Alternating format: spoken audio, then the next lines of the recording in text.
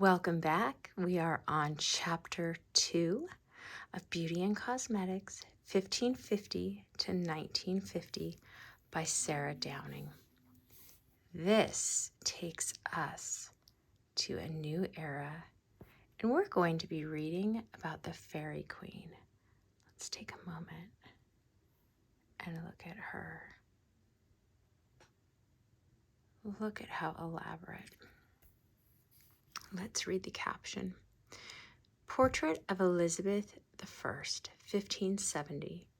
Elizabeth was dedicated to creating an iconic image of herself, advertising her beauty. She was immortalized in The Fairy Queen by Edmund Spenser, and a maiden queen that shone as Titan's ray in glistering gold and peerless precious stones. Okay. Snuggle in, get comfortable, and here we go. A Venetian ambassador visiting the Tudor court in the early 16th century commented on the natural complexions of the English ladies, who, unlike their Venetian sisters, were still paying a scrubbed face attention to the church. They may not have colored their faces, but they were increasingly adept at making washes and lotions to improve their complexions, applying the herbal lore they used to make family medicines. Recipes were perfected and passed from mother to daughter, and were already circulated as pamphlets or books in Italy and France by the end of the 15th century. La Décoration de Humaine Nature et Ornement des Dames by Maistre André Le Fournier arrived in England in 1530, full of exciting, exotic French recipes, including a complexion improver made with water lilies and roses. This might well have become a favorite with Henry VIII's wives, as it had an added advantage. The water lilies were aphrodisiac, and the red roses improved fertility. From the day of her coronation on the 15th of January, 1559, Elizabeth I made a strong visual statement. Looking perfectly young and virginal, her ivory face a gleaming oval framed by a gilded ruff, her red gold hair flowing, she offered herself as a bride to England. Allegiances were polarized, and she wanted to make it clear to her supporters and detractors alike that she was good King Harry's daughter. Even as a child, she'd been admired for her pale complexion and golden red hair just like his, and she played up to the image, eschewing the modest headdresses that were usual court wear to leave her crowning glory loose and maidenly. She also needed to disassociate herself from her mother, Anne Boleyn, who had been accused of witchcraft, as the taint was thought to follow the bloodline. Common Tudor belief held that witches had some kind of ugliness or deformity, so it was particularly important for Elizabeth to be beautiful, especially as many also held the opinion of Castiglione. And he said, I say that beauty springs from God, and so one cannot have beauty without goodness. In consequence, only rarely does an evil soul dwell in a beautiful body, and so outward beauty is a true sign of inner goodness. Wow. Unfortunately, there were many who thought that to have a woman on the throne was to go against God, and after the example of her half-sister, Bloody Mary, they could be forgiven for worrying. Mary had ruled with a dour attitude of holy vengeance, which was reflected in her appearance, as even at her wedding in 1554, the Venetian ambassador described her as having, quote, no eyebrows. She is a saint. She dresses badly.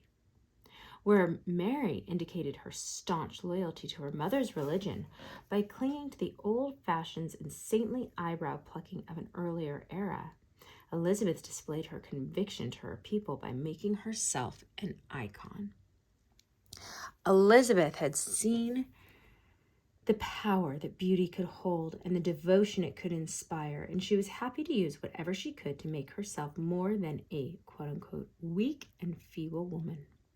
Her huge, richly jeweled gowns used the principle of confluence to make her larger than life.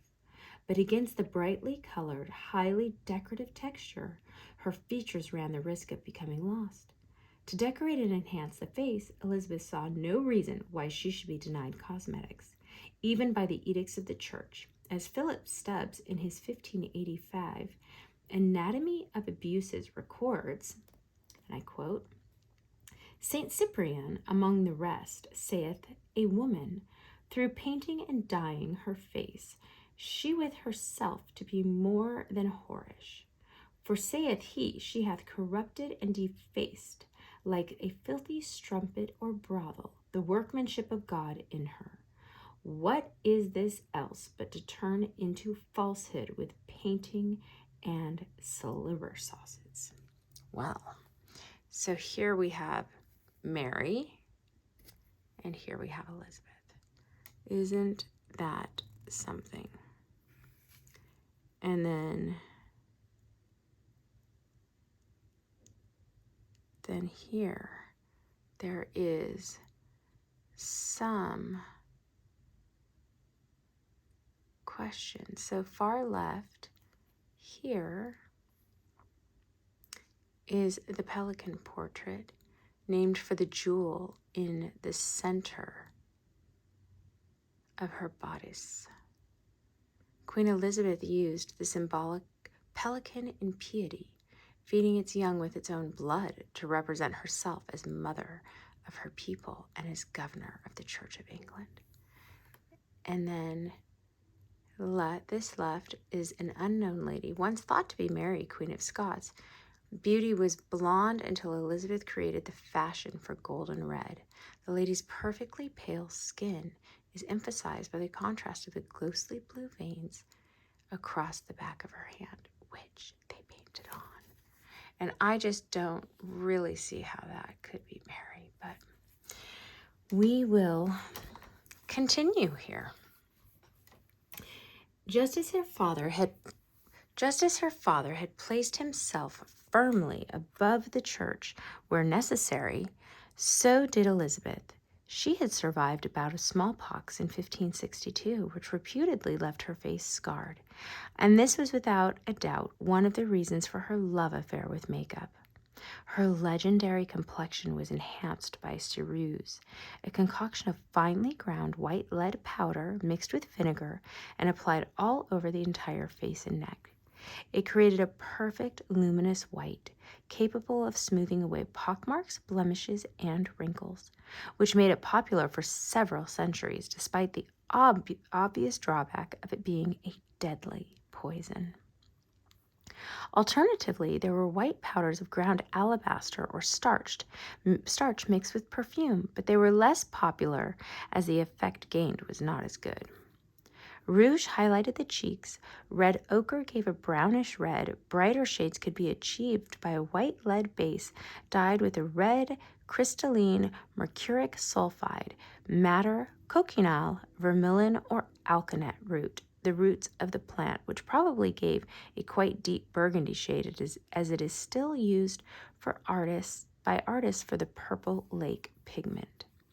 Lips were also rouged with a quote-unquote pencil of ground alabaster or plaster of Paris mixed with a coloring agent, usually alkanet, cochineal, or the dye from the East Indian Brazil tree, which could yield shades of pink as well as red. This was mixed into a paste and formed into sticks like wax crayons and dried solid in the sun.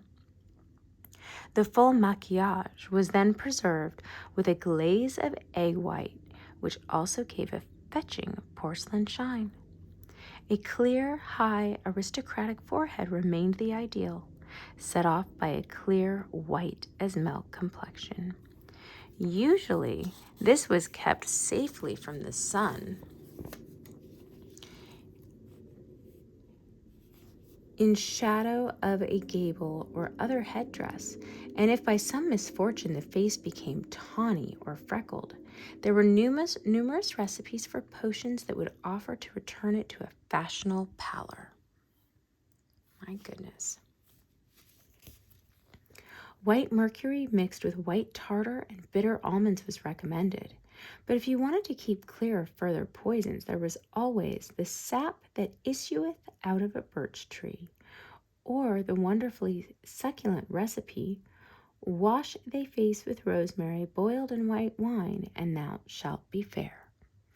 Elizabeth also had a hand in creating her own recipes for her signature scent of marjoram and a cosmetic water made with 2 newly laid eggs, complete with their shells, burnt alum, powdered sugar, borax, poppy seeds beaten up very finely, and a pint of water that runs from under the wheel of a mill. Those who felt they needed a little outside help could buy ready-made cosmetics, which, if the advertisements that began to appear toward the end of Elizabeth's reign were to be believed, held almost magical powers. Ben Jonson details in Volpone a cosmetic advertisement for a product claiming to be the power that made Venus a goddess, given her by Apollo, of course. They kept her perpetually young, cleared her wrinkles, firmed her gums, filled her skin, and colored her hair. Oh my. Elizabeth's iconic status was cemented when, in 1570, in defiant response to her papal excommunication, her nobles wore badges depicting her miniature. Images of her by Flemish artists were reproduced everywhere, and Elizabeth was probably the first person, rather than religious deity, to present an image so widely seen. Many of the portraits included the phoenix, the ermine, crescent moon, rose and pearl, all symbols once associated with the Madonna, but now usurped by Elizabeth as she styled herself as Gloriana, the new Virgin Queen. In her later years especially, portraits were copied from other portraits with sometimes wildly different interpretations. This accounts in part for the significant differences in her appearance. As the cult of Gloriana became firmly entrenched, her luminous complexion represented not only her celestial beauty, but her purity and demagogic status. With the strength of her nation bound up with her own corporal fate, there was acute pressure upon her to remain looking young and beautiful, and any sign of age was a weakness to be covered immediately. Life expectancy was generally short, and 40 was the doorway to a short old age. Yet still, Elizabeth was required to appear fresh and marriageable,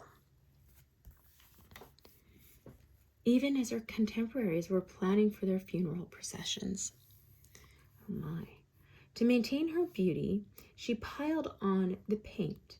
The terrible irony was that whilst the ceruse gave the illusion of an unblemished complexion, the poisonous lead ate into the skin, leaving the surface scarred and uneven. And of course, the only thing that would allow it to look blemish-free again was another layer.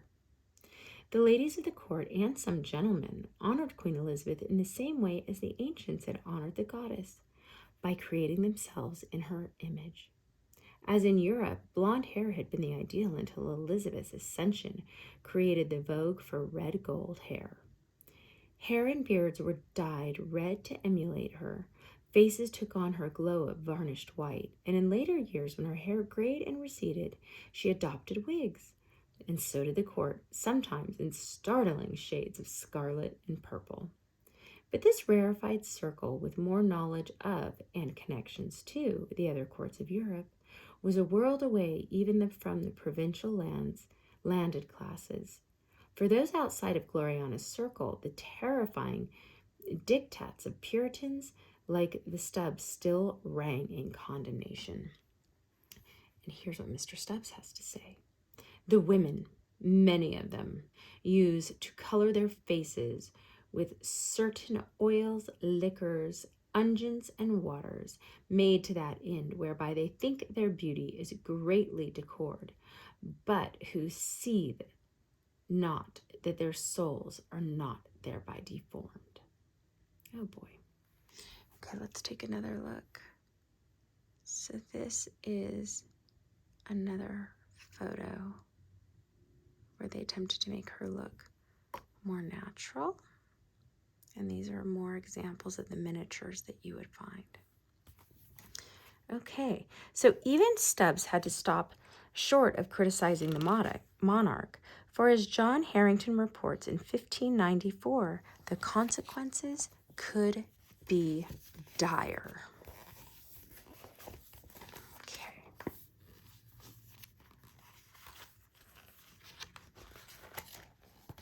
My goodness, quite harrowing, isn't it?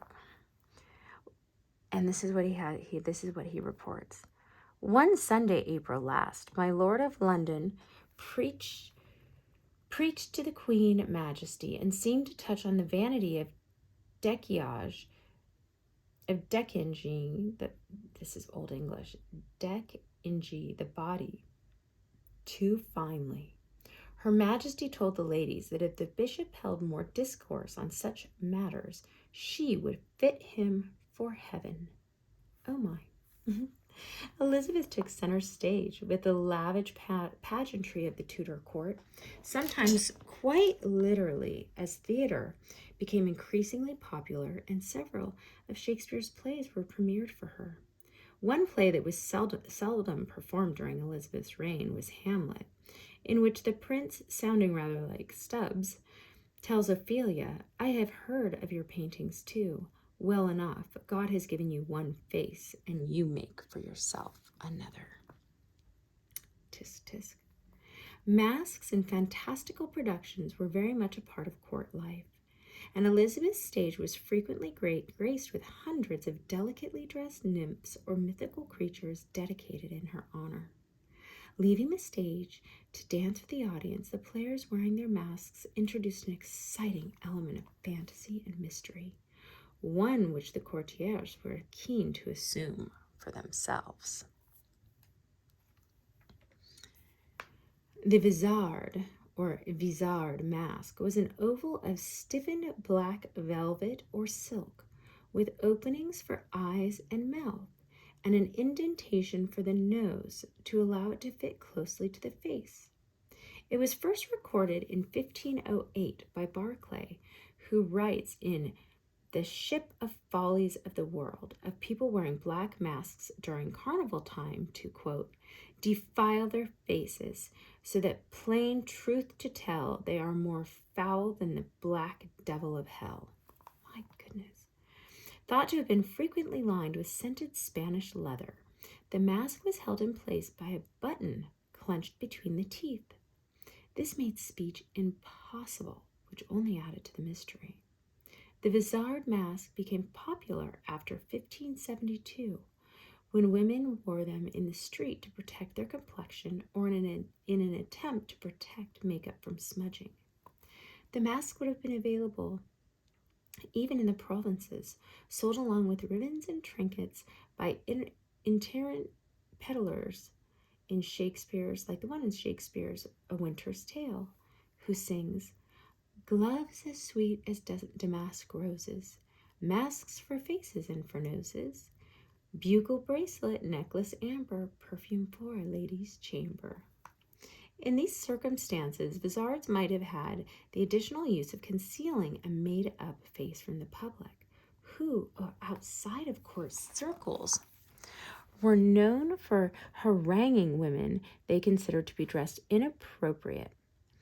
In Coriolanus, Shakespeare gives the most likely reason that the mask was used to shield the wearer from the sun. He says, "Our veiled dames commit the war of white and damask in their nicely gouged cheeks to the wanton spoil of Phoebus's burning kisses." Very dramatic. Now, we can take a look here of someone dyeing his beard. Okay, and then here you can see that is an example of a visage. You can see right there that that is an example of a visage.